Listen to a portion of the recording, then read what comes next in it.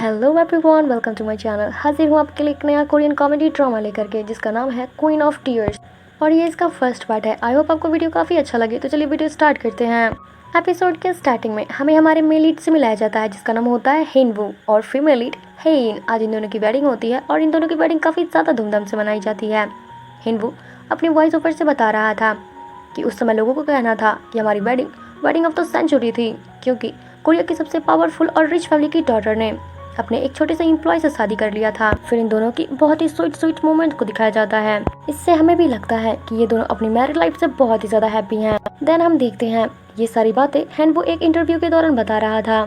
इसके आगे हेनवू बताता है, हमारी शादी को 3 साल हो चुके हैं, पर मुझे अभी भी लगता है कि मानो हमारी शादी कल ही तो हुई थी। लोग मुझसे अक्सर पूछा करते हैं कि कोरिया की सबसे पावरफुल फैमिली का सदस्य बन करके और एक क्वीन का हस्बैंड बन के मैं कैसा फील करता हूँ। सच बताऊँ तो मैं अपने आप को काफ़ी ज़्यादा लकी समझता हूँ, क्योंकि मेरी शादी ऐसी लड़की से हुई जिसको मैं पसंद करता था और वो मेरी वाइफ है। मैं उसके साथ बहुत खुश हूँ। एक तरफ हेन का भी इंटरव्यू हो रहा था और वो भी बताती है कि मुझे पता है हमारे बारे में काफ़ी सारे र्यूमर्स हैं, और वो भी बताती है कि मुझे पता है लोग हमारे बारे में गॉसिप अभी भी करते हैं कि हेनवू ने मुझसे शादी सिर्फ मेरे पैसों के लिए किया है।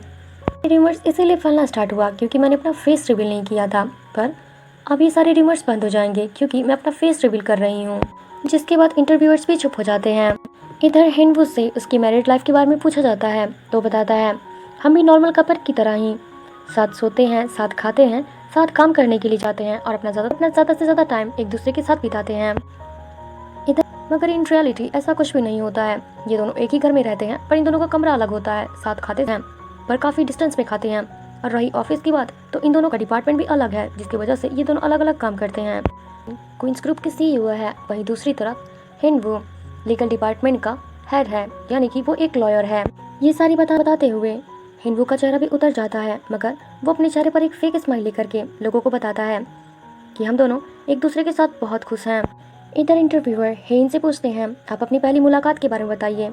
तो फिर 5 साल पहले जब मैं अब्रॉड से वापस आई थी, तो फिर क्वींस ग्रुप में एक नॉर्मल एम्प्लॉय की तरह काम कर रही थी, बिल्कुल एक अंडरकवर एजेंट की तरह, क्योंकि उस टाइम में किसी को भी मेरी आइडेंटिटी के बारे में पता नहीं था और मुझे उस टाइम में कोई काम भी नहीं आता था। यहाँ तक कि प्रिंटर मशीन को इस्तेमाल कैसे करते हैं मुझे ये भी नहीं पता था।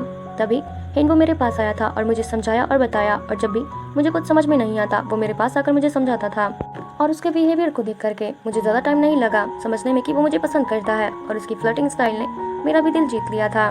हेनवू को तो एक जेरॉक्स मशीन में इस्तेमाल करना नहीं आ रहा था, जिसके बाद वो उसको लात मारती है, मगर तभी वहाँ पर हेनवू आता है और उसको बताता है कि इसको कैसे इस्तेमाल करते हैं। और जब भी उसको कोई चीज़ समझ में नहीं आता है वो उसके पास आकर बताता है। और इसी तरीके से कई बार हेनवू ने हेन की मदद की थी, जिसके बाद हेन को ज़्यादा टाइम नहीं लगा था समझने में कि हेनवू उसको पसंद करता है और मेरी मदद करने के बहाने मेरे साथ फ्लर्ट कर रहा है।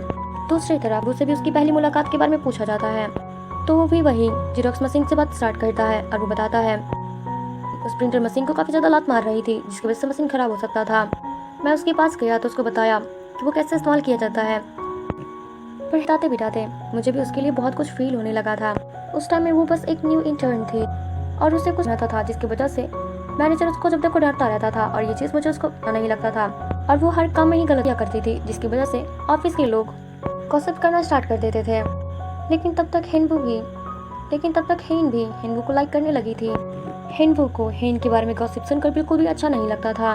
फिर वो एक दिन को बोलता है कि प्लीज़ गलती करना बंद करो, क्योंकि अगर तुम ऐसे ही काम करती रही तो तुम्हें नौकरी से निकाल दिया जाएगा।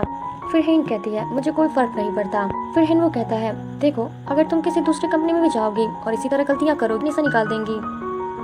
हेन कुछ कहने जा नहीं रही होती है, तभी हेनवू कहता है, देखो तुम गलतियाँ करती हो तो फिर मैनेजर तुम्हें है तो मुझे बहुत तकलीफ होता है, मुझे तुम्हारी बहुत ज़्यादा फिक्र होती है। फिर हेन बोलती है, मैं डांट खाती हूँ तो तुम्हें क्यों बुरा फील होता है, तुम्हें मेरी इतनी फिक्र क्यों होती है। इसके बाद हेनवू तो कुछ बोल ही नहीं पाता है। फिर हेन बोलती है, भला ऐसा क्या बात है जो मेरी डांट पर तुम्हें तकलीफ होता है। हेनवू तो काफ़ी ज़्यादा नर्वस हो रहा था, तो हेन उसको बताती है, तुम इस बारे में अच्छे से सोचना, उसके बाद ही मुझे बताना कि तुम्हें आखिर इतना बुरा क्यों लगता है। इसके बाद वो वहाँ से चली जाती है। ऑफिस बंद होने के बाद हेन अपने ड्राइवर को फ़ोन करती है क्योंकि बहुत ही ज़्यादा बारिश हो रही थी। तभी वहाँ पर हेनवू आता है और हेन से पूछता है, तुम्हारे पास अम्ब्रेला नहीं है। तो हेन कहती है, हाँ मेरे पास अम्ब्रेला नहीं है। फिर हेनवू अपना अम्ब्रेला उसको दे देता है और कहता है, तुम्हें हमेशा ही मदद की जरूरत पड़ती है और तुम्हें तकलीफ में मैं बिल्कुल भी नहीं देख सकता हूँ। फिर हेन उससे पूछती है, पहले तो तुम्हें मेरे लिए बुरा फील होता था, अब तुम भी नहीं देख सकते हो, ऐसा क्या बात है। फिर हेन वो तो काफी ज्यादा हिम्मत जुटाता है और उससे फिर हेन वो कि मुझे लगा था अगर मैं तुम्हें ये बात पहले बता देता तो तुम काफी ज्यादा अनकंफर्टेबल फील करती, मगर अब मैं रुके नहीं, मैं अपनी फीलिंग्स अपने अंदर नहीं छुपा सकता। मैं तुम्हें बताना चाहता था कि मैं नेशनल यूनिवर्सिटी ऑफ ग्रेजुएट हूँ। मेरा घर एक छोटे से गांव में है, मगर मेरे पेरेंट्स की और मेरे घर वालों की वहाँ पर काफ़ी ज़्यादा रिस्पेक्ट है और हमारे पास 35 गाय है और मैंने यहाँ पर दो साल के लिए लीज पर लिया हुआ है, जिसकी वजह से मुझे रेंट पे भी नहीं करना पड़ता है और मेरे पास अच्छी सेविंग्स है। कि मैं तुम्हें ये सारी चीज़ें क्यों बता रहा हूँ। फिर हेन बोलती है, आखिर तुम कहना क्या चाहते हो। फिर हेन वो बताता है कि देखो, अगर इस कंपनी से तुम्हें निकाल दिया गया और तुम काम नहीं भी करना चाहो तो फिर कोई दिक्कत नहीं है, मैं तुम्हें कभी काम करने के लिए फोर्स नहीं करूंगा, तुम जैसे रहना चाहोगी मैं तुम्हें वैसे ही रखूंगा। ये सुनने के बाद तो हेन काफी ज्यादा शॉक होती है। फिर इसको हेन वो कहता है कि देखो, मैं साफ साफ तुम्हें कहना चाहता हूँ कि मैं तुम्हें पसंद करता हूँ और मैं यही चाहता था कि मेरी फ्यूचर वाइफ भी जॉब करे, मगर अगर तुम नहीं करना चाहती हो तो कोई दिक्कत नहीं, मैं अकेले भी जॉब करके हमारा घर अच्छे से चला सकता हूँ, बस मुझे तुम्हारा साथ चाहिए। हेन तो उसका कन्फेशन सुन के शॉक में। हेन जब उसका कन्फेशन सुनती है वो तो बहुत ज्यादा शॉक हो जाती है, वो कुछ बोल भी नहीं पा रही थी। हेन वो उसको आई लव यू बोलता है। हेन उसको कुछ बोलना चाहती थी पर बोल नहीं पाती है। फिर हेन वो कहता है, कोई बात नहीं, तुम मुझे आज जवाब नहीं दे रही हो, कोई दिक्कत नहीं, तुम जब चाहो दे सकती हो, मैं तुम्हें फोर्स नहीं करूँगा और अगर तुम मुझे पसंद नहीं करती हो तो कोई बात नहीं, सिर्फ एक बार बता देना, मैं तुम्हें दोबारा कभी भी परेशान नहीं करूँगा और ना ही कभी ऐसी चीज़ें बोलूँगा, तुम ज़्यादा अपने ऊपर प्रेशर मत लेना। वो अपना अम्ब्रेला उसको दे रहा होता है मगर वो लेना नहीं चाहती थी, फिर भी वो उसको फोर्स करता है और उसके हाथ में अम्ब्रेला देकर चला जाता है। एंड वो जब वहाँ से चला जाता है तो हेन बोलती है, अरे मैं तो बोल रही थी कि मेरा ड्राइवर आ रहा है। हेन तो उससे बहुत ही ज़्यादा इम्प्रेस हो जाती है, यानी कि वो भी उसे पसंद करना स्टार्ट कर चुकी है। फिर स्टोरी प्रेजेंट में आती है और हेन बताती है, इसी तरह हमारा लव स्टोरी स्टार्ट हुआ था। जब उसने मुझे कन्फेस किया तो मैंने भी हाँ बोल दिया, हम कुछ टाइम साथ रहे, पर उसको जैसे ही पता चला कि मेरी फैमिली रिच है और उसी कंपनी की CEO हूँ मैं, तो फिर वो कंपनी छोड़ करके यानी कि रिजाइन करके वहाँ से चला गया और मुझसे बात भी नहीं कर रहा था, यहाँ तक कि हम दोनों का कांटेक्ट भी नहीं हो पा रहा था। मेरे पास्ट के कुछ सीन्स दिखाए जाते हैं जिसमें हेन वो बेड पर लेटा होता है अपने होम टाउन में और वो उसको हेन का मैसेज आता है और वो बोलती है मैसेज में कि अपने घर से बाहर निकलो।